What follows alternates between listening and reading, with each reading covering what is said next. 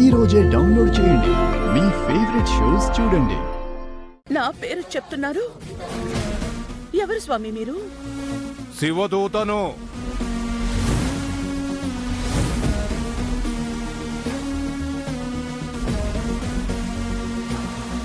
రమాదేవి, నీకు నువ్వే పెద్ద దిక్కుని అనుకుంటూ పెత్తనం చలాయించడం ఒక్కటే సరిపోదు.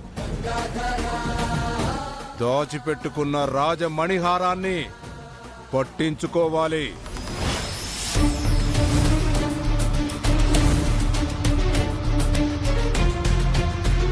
ఆ మణిహారం పట్ల నియమ నిబంధనలతో వ్యవహరించాలి. అది జరగలేదు.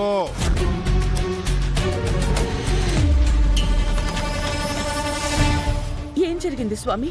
దురాశపరులు ధరించడం వలన శివుడికి అర్ధభాగమైన మణిహారం అపవిత్రమైంది.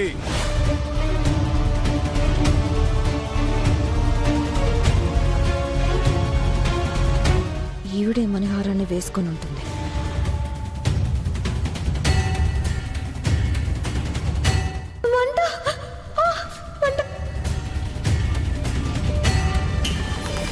అయ్యుండొచ్చు స్వామి, నాకు తెలియలేదు. తెలుసుకో. ఈ ఇల్లు సంతోషంగా ఉండాలంటే రేపే శివరాత్రి.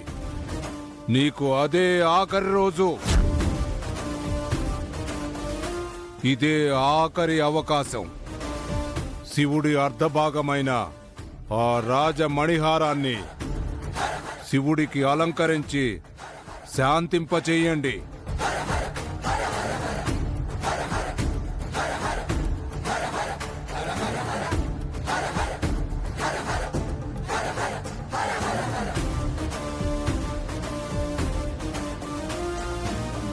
అపవిత్రమైన మణిహారాన్ని పవిత్రం చేసుకోండి. దాన్నే ప్రాయశ్చిత్త పూజ అంటారు. ఈ శివరాత్రి రోజున మణిహారానికి ప్రాయశ్చిత్త పూజను చెయ్యకపోతే ఈ ఇల్లే దహించుకుపోతుంది.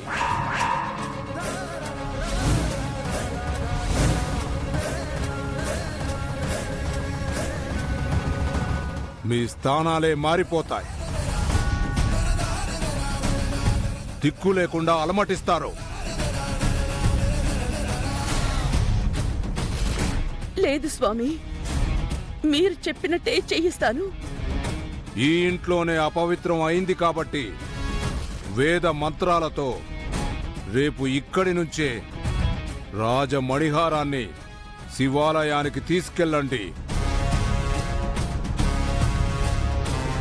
అర్థమైంది కదా?